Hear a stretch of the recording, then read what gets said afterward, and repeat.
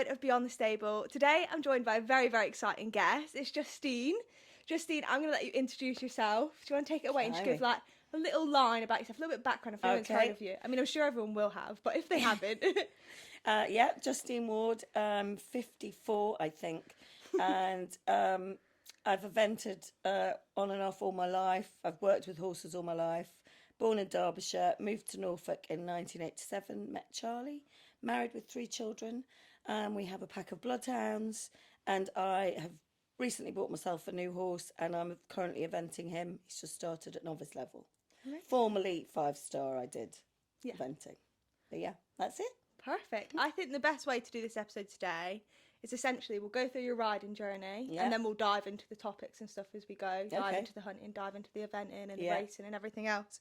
So, should we just get right back to the start? Am I right in thinking you started riding when you were like 3? Is that right? Yes, we had a pony when my sister was 5 and I was 3, and I wasn't that keen. But I had to be dragged along. We kept the pony at my grandparents' had a small croft farm in Derbyshire, and I used to go every weekend, and I gradually got more and more interested. And we had a lovely little pony, naughty Welsh pony. It did a lot of bucking and rearing. I do remember that. We fell off a lot. Parents not at all horsey, so we were just thrown in at the deep end. And then I just wanted to be, my sister just wanted to ride and groom and faff around with them. And I wanted to compete. And so I just kept nagging and nagging for lessons. And eventually went to our local riding school, Tansley Riding School, which was amazing. And I then started working there at weekends to get free lessons. So that was how I started, really. And I used to compete. They had ponies outside of the riding school that my friend and I, Julie, used to compete on. So it was good fun. Good fun. How long were you at the riding school for? Oh God, from the age of probably about 7 until I left Norfolk. So till I was 16. And then when did you get your first pony? Well, first pony was when we were 3, that one. And then my sister did then get another one. But that was really mainly hers when I was probably about 11. And I used to, we retired our Welsh pony, and I just used to ride the riding school ones and compete those. And then, I didn't have my own. I just rode other people's, and then got a job with an event rider.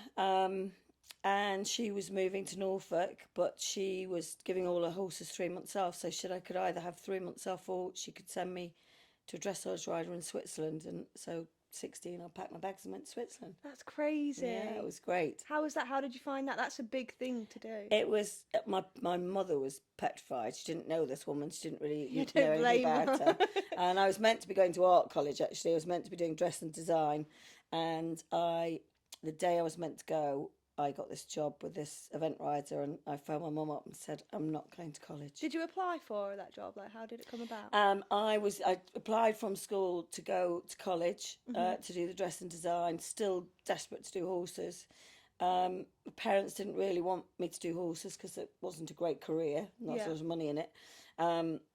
And I was walking around Matlock one day with my friends and went into the job centre and saw this sign for YTS worker, which none of your listeners will probably know what YTS is, youth training scheme, with an event rider. And where I lived, people were either dressage riders or show jumpers. There were no eventers. And I was mad keen on the cross country.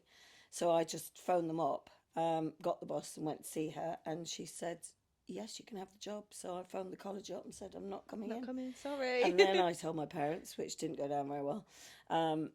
And then I had this job with her for about a week, and she then announced that she was moving to Norfolk, and did I want to go with her? And I did, because I thought I'll never meet an event rider where I am. And that's when she said, did you want to go to Switzerland? So off I went. That was amazing. What was that? Is it totally different, like industry out there? Is it quite similar?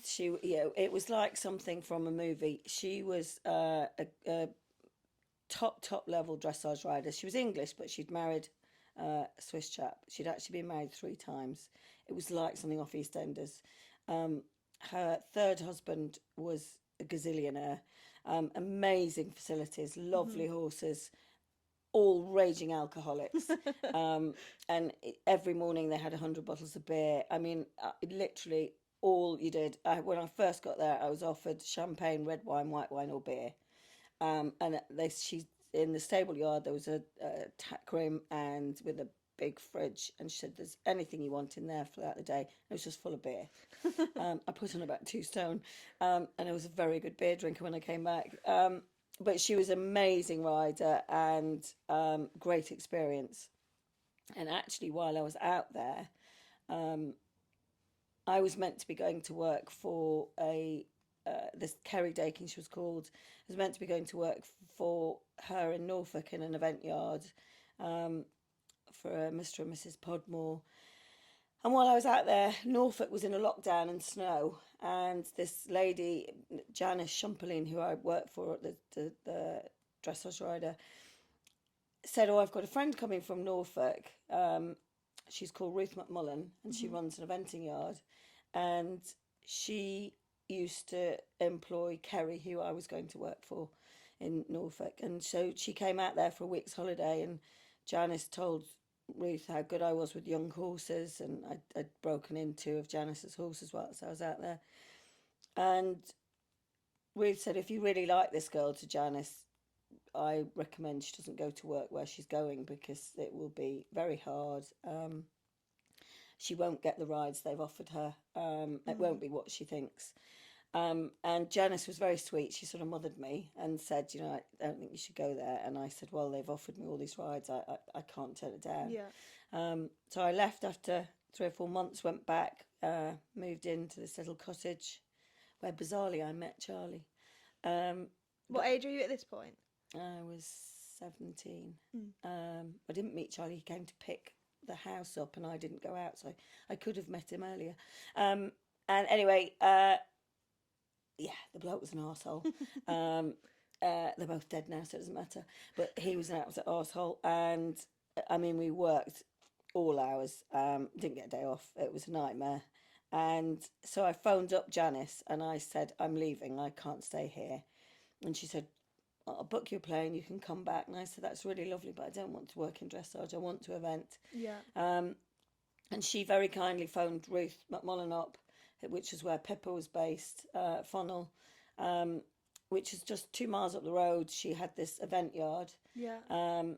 And Ruth said, "I haven't got a space, but I've got a friend, I've got a boy that's leaving in a month's time. If she can pass her driving test, she can have his place. I can't pay her, because people paid to be there as working pupils."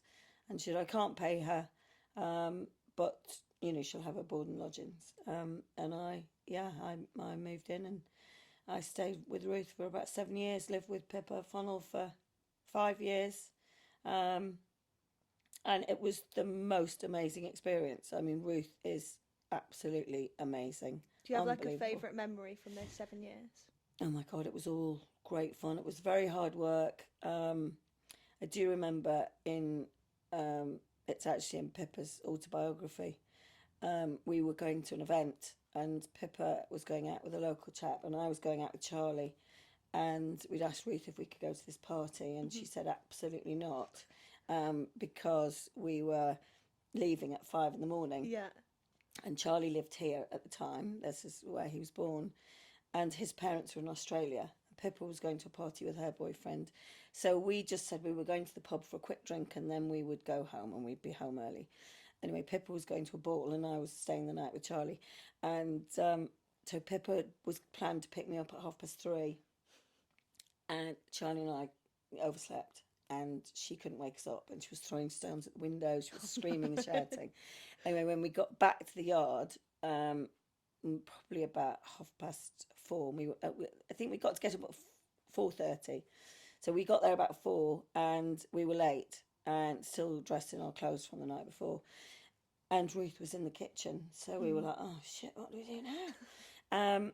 So Pippa said, "You go out and start mucking out, and I'll go in." And so Pippa ran in, still with her clothes on, and Ruth's going, "Watch." I was so worried about oversleeping that we slept in our clothes, Ruth.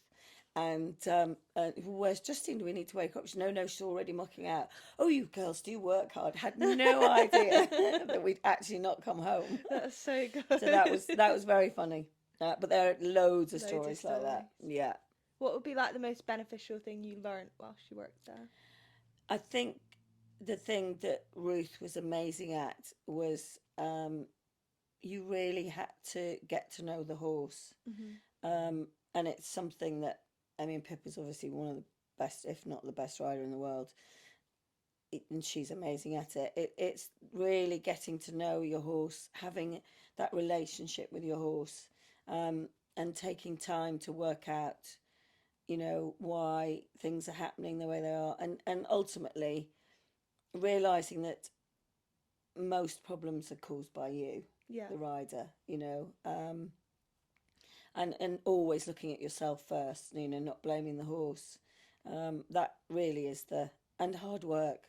You know, we worked really hard. What did like a typical day look like? Oh my God. So we'd probably get up about 6:30. There was generally about 5 of us there. All great. We're all great mates still. Jill Mason actually lives in the house now. And Pippa and I were her bridesmaids, and we all keep in touch. So we'd get up about 6:30. We'd be out on the yard by 7. Yeah. We generally had about 21 horses in. They'd all be fed. Jill would feed, and then we'd just muck them out. Mm-hmm. And we had to muck them out a very specific way. Ruth was she was a real hard worker, but fair. Yeah. But she wanted certain standards, and you know, so it was amazing.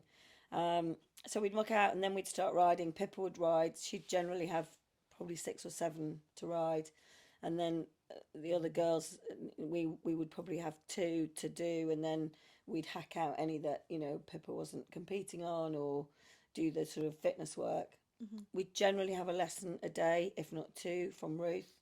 And then we'd be out there until about 9 o'clock at night. We'd sometimes go around the back for a crafty fag, but and then we'd generally get in, have supper, and either go to the pub, local pub, or we'd go to bed early. And that was it really. And it was pretty much 7 days a week. A lot of competing, a lot of fun. Did you get to compete, or did you just groom after? No, I was my first year there. Really, I was mainly just riding and grooming. Mm-hmm. Pippa was in I think she'd just come out of juniors. She was in the young rider team, and I went to a couple of her young rider championships to groom for her. And I was given a horse called Sometime. I've got a very funny story. I don't know whether I'm allowed to say it. You might have to edit it. So when I first got there, Ruth had a horse. All the new girls were put on this horse called Flossie, who was the yard favourite. She'd probably have entered a bit in her time, but not a lot. She was really well behaved, very easy, nicely schooled. So everybody would be put on her to start with to be taught. And I went out hacking with them. We all smoked, and we'd all smoke out riding.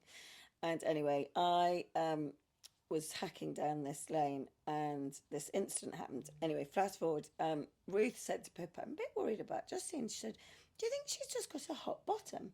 And Pippa said, why? And she said, well, Val Mason, who owned the yard, saw Justine on Flossie galloping it just bolted down the track. Anyway, what had happened is I was having a fag on the ride, and I saw Val Mason coming, and I thought, oh, shit, I'm going to get told off. So I went to stub my cigarette out on the saddle, and I missed, and I put on Flossie's neck, and she bolted with me down the track. So you might have to edit that bit out. But yeah, so that was funny. So Ruth, for a while, was a little bit hesitant about giving me any others, because she thought I was winding them up. But she then gave me a horse called Sometime that Ruth had bred, that she said I could have as mine to event. And Sometime was lovely. She was I don't want to sound ungrateful, she was very ordinary. She was never going to be one that Pippa had, because she wasn't good enough. She moved nicely, but she wasn't very smart. She was workmanlike, and my God, she was strong.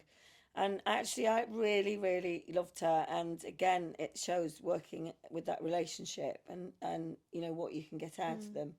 And we built up a great partnership. And I actually won a 3-day event, a novice 3-day event on her, which is no longer with Kurt Hall. And everybody was amazed because she wasn't the sort that was going to do a 20 dressage. And she was lovely, really lovely. And I evented her the whole time I was there. And then horses would come in and you'd get, I got several for local people that I'd broken in, and then they'd let me compete. And and gradually got more and more horses. And then there was a girl at the yard called Sarah Walkie who came as a working pupil. And she'd got a new horse called the Bullet. And he was a lunatic. He was an absolute lunatic. Basically, every time he got on him, he rodeoed and he got you off. And unfortunately for Sarah, most of the time he got her off, she broke something.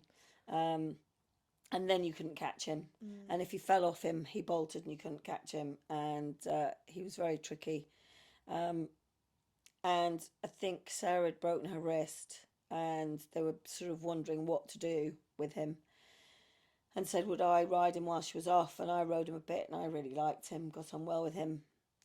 And they then sent him to my father-in-law, Charlie's stepfather, because they decided they were going to sell him.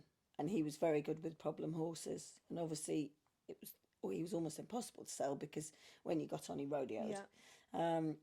There wasn't anything wrong with him. I think he'd been broken in badly, and he was very, very nervous. Anyway, Steve started to work on him and then said, would I like to compete him? And I said yes. And they tried to sell him, and of course there was always this issue and they couldn't sell him. And Sarah's father eventually said, look, rather than us pay the livery bill, you can have him. So that's how I got Bullet. And then he was a 15-2 hot-headed chestnut. And we just wasn't on paper, wasn't really very talented, moved nicely, did have a nice jump, but was incredibly tense. And we just kept going, and I just built up a really good relationship with him. And and then the rest is history. We eventually got up to advanced level and went to Badminton and Burghley. He came third at Burghley. I was on the long list, the short list for the Atlanta Olympics. But unfortunately, he broke down. So I didn't really... I mean, whether I'd have been selected, I don't know. But that was my big chance, I suppose. And then, And then I got a lot of other horses to event. And, God, sorry. It's okay, don't worry. A lot of other horses to event. I was eventing about 8 other horses for owners. Is this while you were still working there? Is this after? No, I just when I got Bullet, I've skipped the huge bits. I ramble on. When I got Bullet, Pippa had left Ruth's. Yeah. She'd moved down to Sussex, met William, and it wasn't sort of quite the same, and I was ready to move on. And I was already going out with Charlie by then. I'd met Charlie in the local pub, and age 18. And then Charlie's parents, Steve, did a lot of breaking in with difficult horses. I was very good with difficult horses and young horses. So I came to work for them and was competing Bullet. And then I set up my own yard, local livery yard I ran, and then had my own yard. And then by this time, Charlie and I were getting married. How did you find running your own yard? It was good. When I had a really easy progression because I worked for Steve and Joyce and pretty much did most of the horses by the end of it and had to do, a lot of the organisation of it. And then I was offered this livery yard to run, an existing livery yard, so it was all there. So I pretty much stepped in. And it had been very well run. And one of the girls that had worked there all the way through, was still worked for me, and so that was good. So when it came to having my own yard, it was really easy. It just naturally fell into place. And you know, when I was at Ruth's, Ruth was amazing and did a lot of the teaching, but she pretty much left us to, you know, manage the yard. So yeah, it was all right. It was good. It was good, and it was lovely having owners, and I had some lovely owners. But your life's not quite the same when you have, you know, horses for other people. Yeah, you are slightly at their beck and call. And so yeah, and then we got married. I had my first child, Tilly, and she was just a dream. She sat in her pushchair all day, and I just rode. She used to sit and watch me riding. Piggy, March, I gave her first job. She came to work for me. She was there when I had Tilly. Yeah, and it was lovely. And then when I had my second child, Joseph, who was premature, it was just harder juggling the children and the owners. You know, they're paying for you to have their horse, so they're expecting a certain amount of commitment, and it was getting harder to juggle it all. And it was becoming, you know, difficult. I would never want to fall out with anybody, but, you know, when you suddenly feel like you're not meeting their expectations, it's, you know, and also you want to spend time with your children. And I also knew I wanted a third one, although Charlie didn't know that at the time. And it took me quite a while to persuade him that it was a good idea.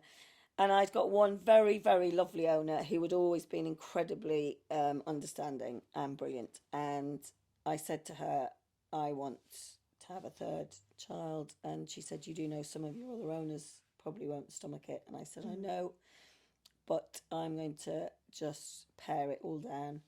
And I had an advanced horse for her at the time, and she was having problems with her feet. And she was a lovely mare. And I said to Jill, look, I am seriously going to try and get pregnant. Shall we try and put Nellie in foal? And she was lovely and said yes. And so we put Nellie in foal. I had Maddie, and Nellie had Ned. And then unfortunately, Jill Bennion, the lady that had been a great supporter of mine and an owner for years, died. And she left me Nellie and Ned. And then it was lovely because I just had Ned to ride. I retired Nellie, and I'd got the 3 children. And realistically, I was going to event Ned, and I just didn't have the time. All the sort of the drive. It was I sort of slightly lost the will to go out. And with eventing, especially with a young horse, you have to do so much work. You know, you've got to work on the dressage, you've got to work on the show jumping and the cross country. And having done it at top level, I didn't want to do it at grassroots level. I wanted to, it was getting back up to advanced or nothing. And I just didn't think I had the time nor the drive for it anymore. So I just show jumped Ned, and that's why I then had a massive break. Enjoyed the children, still rode, we were always still riding. Charlie was point to pointing. He did a lot of point to pointing. He rode around the national twice. And so we were full on busy, but it was not... How did you and Charlie ever have like arguments about the way things were going? Because obviously it's two very different disciplines. All the time. Yes, all the time. It was very good in that we're both very, very good with working out. That sounds really big-headed, but really good at working out, you know, what the issue is with a horse. You know, if it needs a bit of time, if it's being naughty, if it's nervous, if it, you know, we're both very patient and very good like that. And Charlie's incredible with horses that are strong. He's just got this ability to get them to settle. He's not, you know, it's not about him brute force against them. He's just got this ability of getting them to settle. And when I got Bullet was incredibly strong. And I used to do canter work, and I couldn't hold one side of him. And I asked Charlie to do it. And in terms like that, when we worked together like that, we never argued. But in terms of when we were trying to do things together, like cantering together, and Charlie was on a horse and I was on a horse and mine was getting a bit strong. And I mean, one day we went out cantering 2 of his pointers. I was 6 months pregnant with Maddie, and we had a horse called Lightning and a horse called Jerry, and I wanted to ride Jerry because Lightning was a bit unpredictable, and she would stumble quite a bit. Mm-hmm. And I said, I'm pregnant, I'm not getting on her. And he said, you won't hold Jerry? Yes, I will. We had this blazing row. And there was snow on the ground, and we went up the gallop, and Jerry bolted with me. And I went flat out round a corner thinking, holy shit, I'm going to die. And I'm going to lose the baby. I should have listened to him. Of course, I was never going to tell Charlie that. And anyway, eventually, and he properly bolted, and I eventually got halfway up the hill, and the hill slowed him up. So I thought, thank God for that. So I let him slow up, and Charlie came past me in a gallop going, what are you doing? Kick him on! I said, I'm going to die. And so in situations like that, we would argue a lot. There'd be a lot of shouting. We're both very strong-willed, and we've both got an opinion. Mm-hmm. So yeah, there's quite a bit of... And Charlie randomly decided one day he wanted to event, and I tried to give him a dressage lesson, and it always ended in divorce, almost. So yes, there were certain things we do together, and there's certain things we don't. Yeah. But yeah, there's quite a bit of arguing. What's your favourite thing about you both being equestrians? I think it's the ability to be able to sit and talk about it, and we might have different viewpoints or opinions, but we can sit and talk about it. And also it's doing something together that we enjoy. We've been hunting in Ireland for a holiday, and it's just great fun to be able to do that together, and just being able to discuss, we've had problem horses or difficult horses, sitting down and being able to talk about it with somebody that knows what you're talking about, so that's good. It also has its downsides, like the arguing and the disagreements, and I've just got a new horse, and it's at the moment it's my horse. No, it's my horse. So there's a bit. We've not worked that one out yet. Charlie thinks it's his, but I paid for it. Yours, definitely. Yeah. If you didn't already know, this podcast is powered by Atlantic Harmony Equestrian, which is my equestrian clothing brand. I'm currently repping the navy quarter zip. We also have hoodies, t-shirts, leggings, beanies, literally all sorts. If you want to have a look and check out some of our collections, you can head across to www.atlanticharmonyequestrian.co.uk. I want to dive into Badminton and Burghley a little bit deeper. Yeah. How did you find competing at that top level? I think by the time you get there, I remember walking it with Pippa years, sort of 2 or 3 years before I went there, and thinking, oh, okay, well, I'm not jumping that, and some fans thinking, Jesus, they're not even jumpable. Yeah. There was one called the Cattle Crush, and it was a parallel, I remember, at Burghley, and I remember thinking, well, that's just not jumpable. And I then qualified 2 years later, and I was just praying that it wasn't in it. It was good, but like I say, by the time you get to that level with the horse, you've built up such a relationship. Yeah, my glasses are going. That you're sort of ready for that level. It's really scary, nerve-wracking, because it's Badminton and Burghley. They're the hardest ones in the world. Funnily enough, from the first time I went to Burghley, it just felt right. I loved Burghley. Bullet loved Burghley. The first year I went round, I had a run out, but I finished in the top half, which was great, especially on a horse that was as quirky as he was.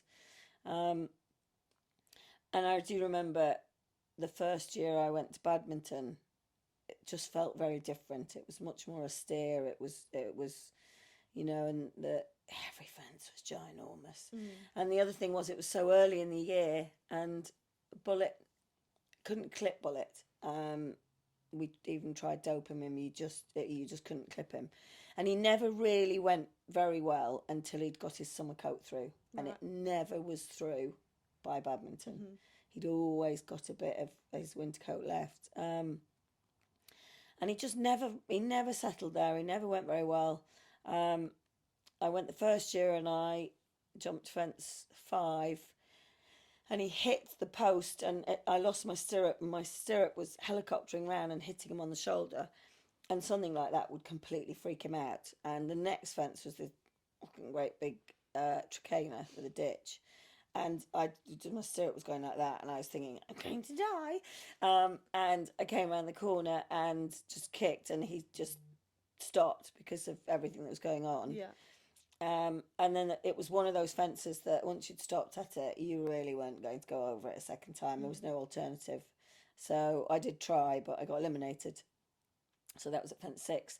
The following year I went, I got eliminated at fence 8, and I worked out it was going to take me about 20 years to complete because I was obviously only going up in 2. So but actually the second year I went to Burghley, he was just lovely, just loved it. And he came 18th the second year, and then the third year he came 3rd, and he just was mega. And so after that I made a decision not to go to badminton again with him. And I went to Smure, where I was lying in 2nd or 3rd, and I had the most stupid run out cross country. It was completely my fault, and it was just gut wrenching because he jumped clear the next day. I'd have been really well placed, and that was the pre-trial for the Atlanta Olympics. But unfortunately, he then he had a bit of a holiday. I got him in, and I was doing some fitness work, and he broke down. And really, he did event again, but not, never to that level. But Badminton and Burghley, yes, going back to that, they were amazing experiences, wonderful. But I did always prefer Burghley. Do you get nervous when you were competing at that level? Yeah, it's funny, isn't it? It affects people in different ways. I would get, with the adrenaline, I don't know that I'd get nervous. I'd go really sleepy. Oh, that's interesting. Yeah, I'd literally go really sleepy. So, like cross-country morning, I wouldn't be able to stop yawning. And I'd go and have a kip. But that was the adrenaline, you know, that affects different people. Some of my fellow competitors at the time would be throwing up. Others would be, skipping around quite happy. But it would make me, and I suppose that was a form of nerves. But not too bad. Again, yes, you're always apprehensive, and there's always one fence where you think, Jesus Christ, that's. But most of them were rider frighteners. Yeah. But yeah, it was always good fun. And the lovely thing about eventing is everybody helps each other. There's great. It's one of the few sports where you're competing against people, but they're helping you out. Yeah, I've heard a lot of the eventers I've spoken to have said that. Yeah, I mean it's lovely. I remember my second year at badminton. I was walking the course. You walk the course about 4 or 5 times. I was walking the course for probably about the 3rd time, and there was this fence at, I think it was fence 14, and it was a combination of 3 corners, and there were various long routes and various short routes, and I was just standing there thinking, I just don't know which way to go. Yeah. I didn't understand the long route. It didn't make any sense to me. The short routes, one way, you could either jump it on the left or on the right, and I couldn't work out which. And I was just standing there, my head in my hands, thinking, Jesus, I don't know what to do. And Mark Todd walked past with his wheel to measure the course, and he was on a mission. It was obviously his final walk of the day. He was measuring the course. He was just going for it. And he walked, and he did his line, and he walked past, and he got almost to the next fence, and he stopped, and I watched him, and I didn't know him. And, he was like, God, my God, it's Mark Todd. And he turned around and he came back and he said, are you okay? And I went, no.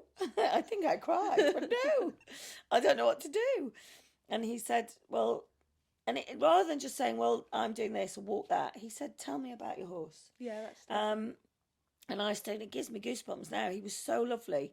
And he literally spent about 20 minutes talking to me and walking me through the fence and the alternatives. And he was just amazing.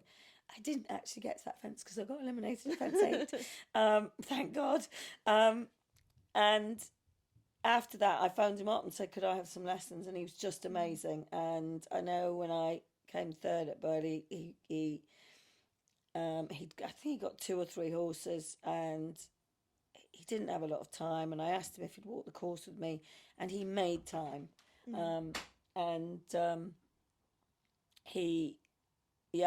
He was great, and he did say afterwards, congratulations, but I'm never teaching you again, you beat me.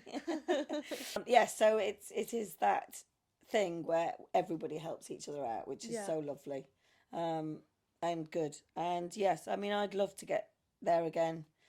I don't know whether I will, probably too old, and I've got no plans, as in that is the plan to get there, because that would be stupid, because I am 55 this year. But I've got Brody, my new horse, and I'm just going to see how far we can go. Yeah. Just keep going till we can't go any further. The thing that will stop me from getting any further is I can't do sitting trot anymore because my back's knackered. And once I get to a certain level, I've got to do sitting trot. Yeah. So I'm working on that at the moment. But yeah. Amazing. I want to touch on the hunting. Yeah. When did you start doing that? So Charlie, my husband, has hunted all his life. Used to help out with the local hunt, whipping in. So whipping in is when you help. You keep the hounds together up to the huntsman. Yeah, I know nothing about hunting, so give me all the context. So you have a huntsman and a whip, and the huntsman hunts the hounds. So he has full control of the hounds. He puts them on a line, or obviously what we do is bloodhounds. Yeah, and bloodhounds is completely different to hunting's banned. But in when it wasn't banned, they'd obviously hunt foxes or deer or hare. And the huntsman would put them on a line, and the whip would keep the hounds in a certain place. With the bloodhounds, Charlie's hunted all his life. Hunting was obviously banned.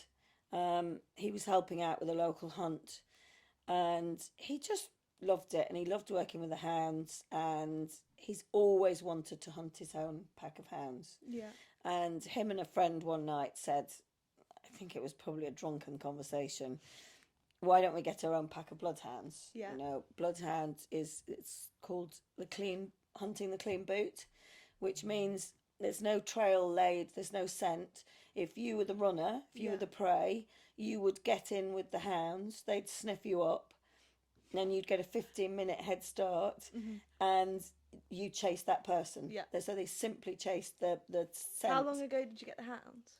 4 years ago. So they had this drunken conversation, decided to get a few hounds, and then the chairman of the Bloodhound Association phoned up and said, have you got the hounds yet? No.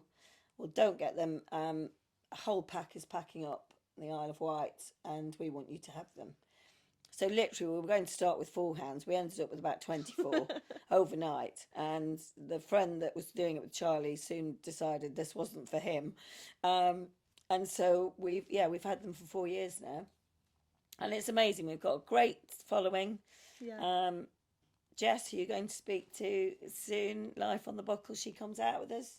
And it's great fun. We go out on a Sunday. We have the hounds here. Yeah. And Charlie is the huntsman. My eldest daughter Tilly is the whip, along with a friend Georgie, and I'm the field master. So as the field master, it's my job to lead them over the fences. We have a set route that we go on, because we obviously with the clean boot hunting, you know exactly where the runner's gone. So we put fences out on the line. We have 3 lines of about 3 miles each, and it's my job to steer them safely over the fences. And it's great fun.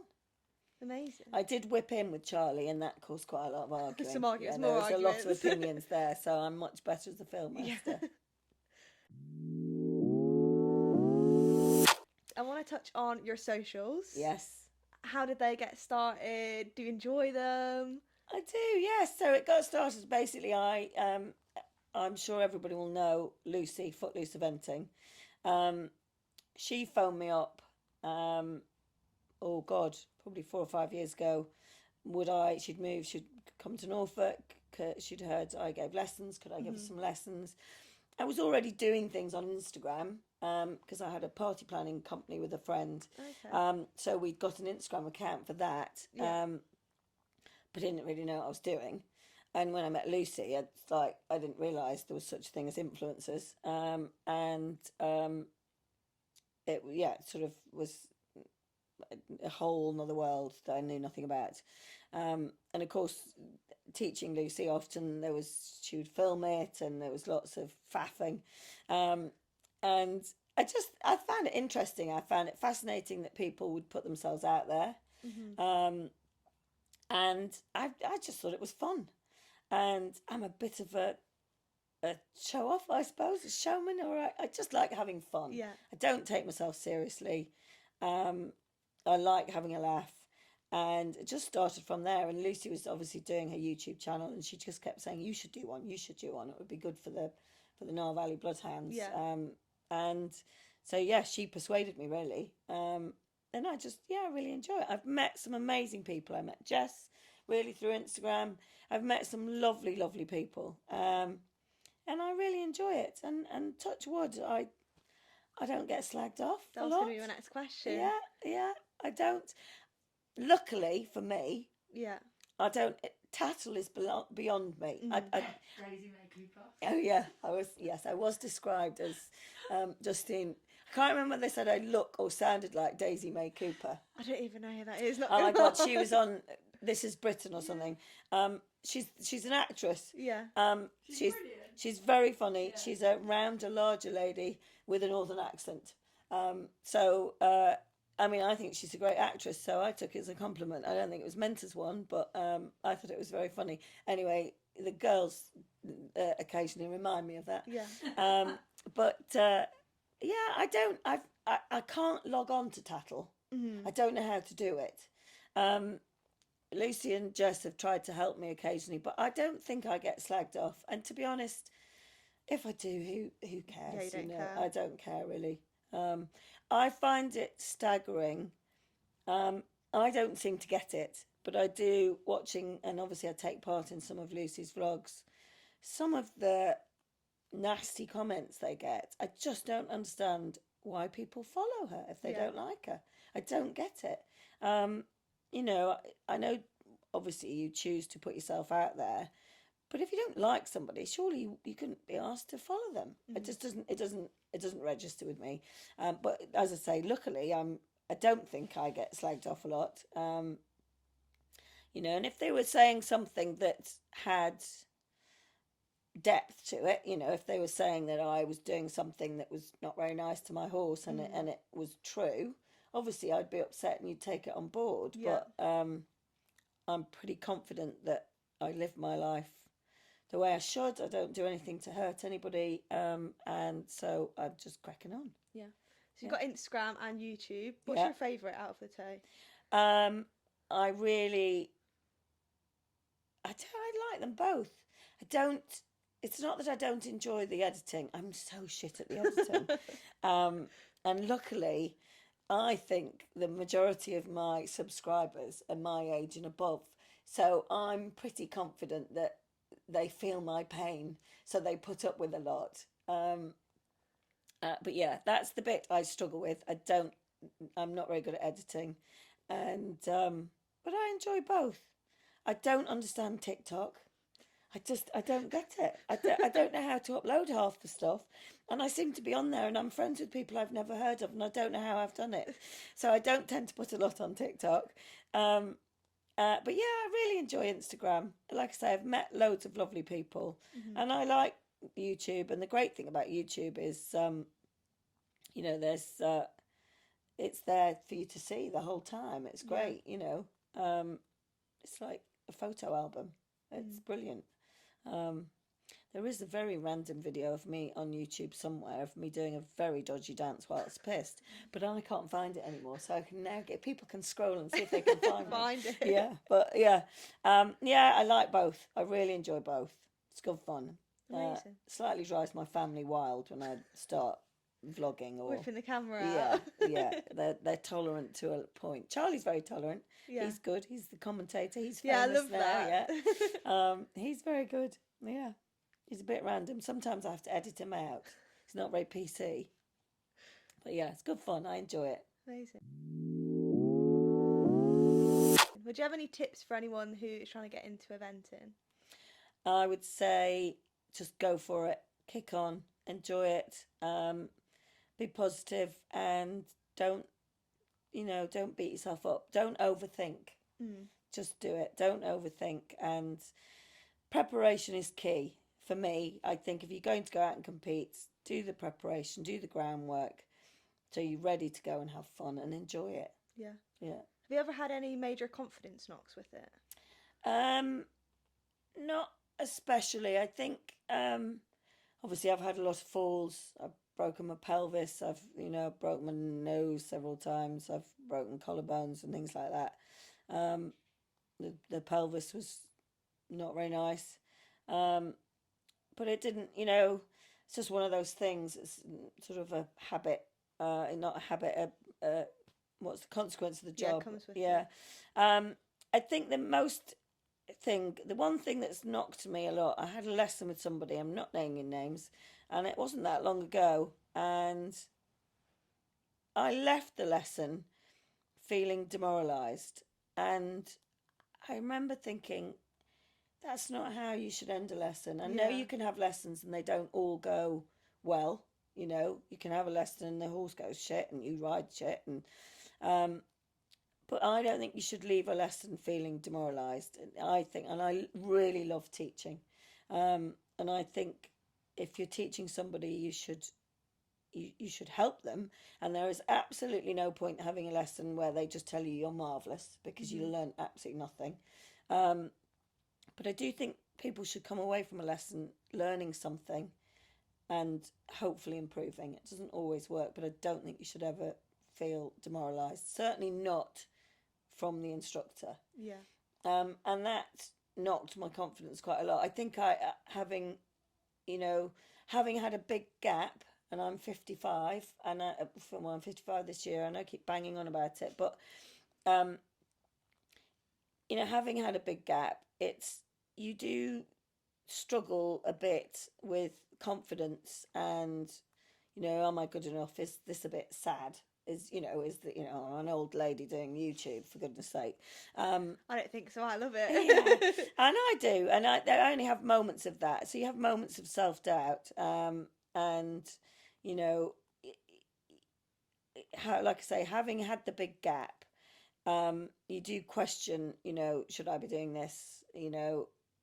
Is this a bit silly? And then when you have somebody that sort of says, you rode like an absolute idiot, you do come away and feel a bit, and I was left feeling a bit, oh God, have I not lost it, or I'm not as good as what I was, or all the rest of it, and that knocked my confidence. That was the biggest thing, and like I said, that was quite recently. How do you get over it, or how are you getting over it? I just thought he was an arsehole. And I got cross, and I thought, you know what, I'm not going to have somebody make me feel like I'm not good enough. I'm going to work that out myself. Yeah. I'm not stupid, and I'm just going to enjoy it. And yeah, I think you've just got to be realistic about your ability. I think there are some people that ride that are not realistic about their ability, and I think there's nothing wrong with somebody saying to you, you're not quite ready for that level, or you're not. But there are ways of saying it without completely demoralising people. So yeah, I think I'm very tenacious, stubborn, my husband would call it.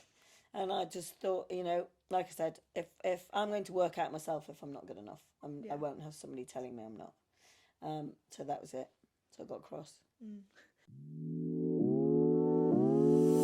I want to just touch on the teaching side of things. How long have you been teaching? Oh God, for years. Yeah, really. In fact, when I was in Switzerland, we used to take the horses to do a jumping clinic because they were all dressage horses, and she wanted them to jump. And the chap that was doing the jumping clinic, it was awful, and he kept falling off. And so I ended up teaching the group in Switzerland, which was hilarious because nobody spoke English, and I definitely didn't speak Swiss German. So there was a lot of gesturing going on. So I've always taught, really, and because I used to do, with working in the riding school, sometimes we'd teach a lesson. Not sure that was legal, but and I used to do a lot with pony club teams and things like that. I just really enjoy it. I'm not very good with little ones. I think that's a different skill set. I prefer it when people get to a certain level. And again, I think, beginners is a different skill set. But I just really enjoy it. I really enjoy seeing people's confidence grow. And if I would say that I'm probably quite good at getting people's confidence up. Or giving people a kick up the arse. And I just love it. I really enjoy it.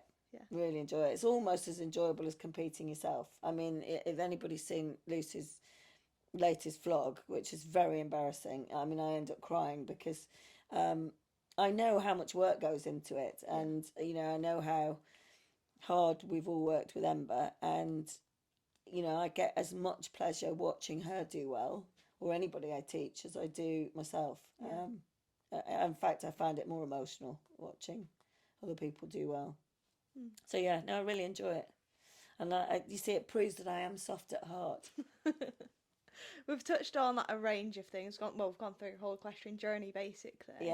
I want to know what a typical day in your life looks like now, because you've got loads going on. Yes, it's non-stop.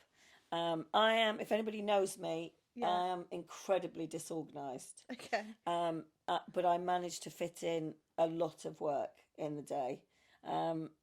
So I just get on with it. I get up, muck out, ride, teach, and I do the farm accounts badly, Dad. And we just got 3 children that have grown up now, and it's get up, muck out, ride, teach. That's a general day. And the bloodhounds, obviously, we get up in the morning and Charlie will take them out. I'll sometimes take them out with him. At the moment, this time of year, we're not hunting, so the season's from March till so from September till March, and so now they're having their summer holiday, but we still take them out every day. We take them out about 5 miles. This time of year we take them out about 1.5 miles, 2 miles, and so Charlie will take them out, I'll clean out the yard, and then we'll feed them and then do the horses. So it's good fun.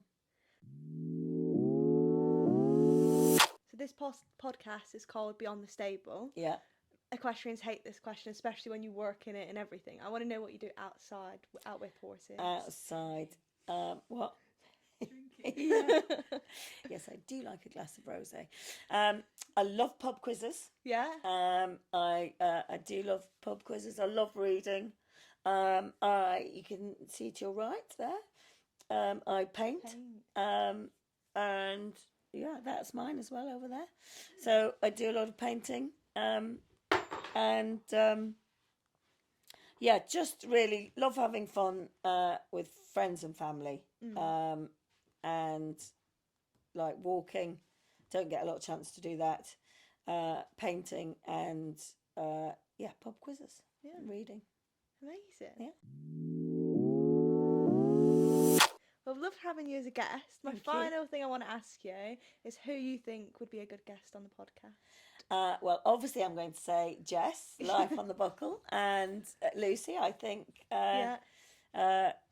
I've just had a lesson with a chap called Simon Grieve, and he is amazing. That would be a good one because he's up my way. And he is the loveliest, nicest person I've met in a long time. He's so nice. Had a lesson and he'd taken the time to watch back all my videos. That's so good. And so, he could really look and pinpoint areas that we worked on, and it was so helpful, and he's such a lovely bloke. obviously Pippa. Pippa or Piggy. You know, Pippa is amazing, and if I could be a third of the rider she was, I'd be happy. And Piggy is, again, she worked for me as a young girl, and she's just lovely. I have a lot of fun with her. So yeah, there's a whole list. I could just keep giving you recommendations. They're all really, really good ones. Alice Casburn, she's a local girl. I know her mum very, very well, and Alice is brilliant. So there's a whole heap, but yeah. You have to send me a message with all the suggestions. I'll send you a whole load of suggestions because they're all lovely, lovely people. Yeah. So yeah. No, so good. Well, thank you so much. Thank you. Really enjoyed going through it all. I'm loving my jumper. Oh, I'm glad you loved it. Yeah, it's so comfy. Lovely. Amazing. Well, thank you all for watching. If you're on YouTube, make sure you're subscribing and liking. If you're over on Spotify, make sure you're leaving us a review. And I'll see you next Monday. Bye.